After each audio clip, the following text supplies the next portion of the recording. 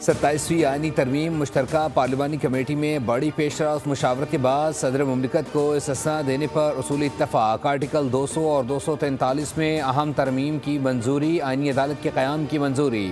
सदर मुमलिकत high court के जज को जुडिशल कमीशन की सिफारिश पर ट्रांसफ़र करने के मिजाज।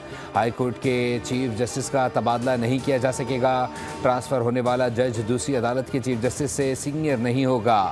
MKM की बल्दियाती नुमाइंदों को फ़ंड से मुतालिक तरमीम पर इत्तफाक। हुकूमती इत्तेहादी जमातों की जानिब से 3 मज़ीद तरमीम पेश की गई। खैबर पख्तूनख्वा के नाम से खैबर हटाकर पख्तूनख्वा रखने की तजवीज़। वज़ीर कानून आज़म नज़ीर तारड़ की शुरा को तफसीली ब्रीफिंग। कमेटी से बिल आज मंजूर हो जाएगा।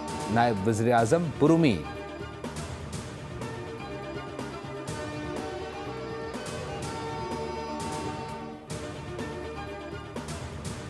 तहरीक इंसाफ का आज भी कायमा कमेटी की मुश्तरका इजलास का बायकॉट। JUI की भी अदम शिरकत। सेनेट में भी बिल की मुखालफत।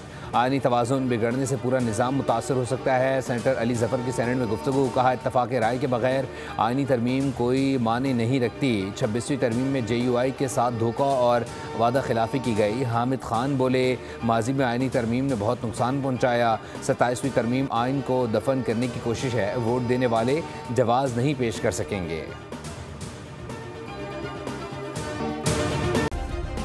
सब्सक्राइब करें और बेल दबाएं ताकि कोई खबर रह न जाए।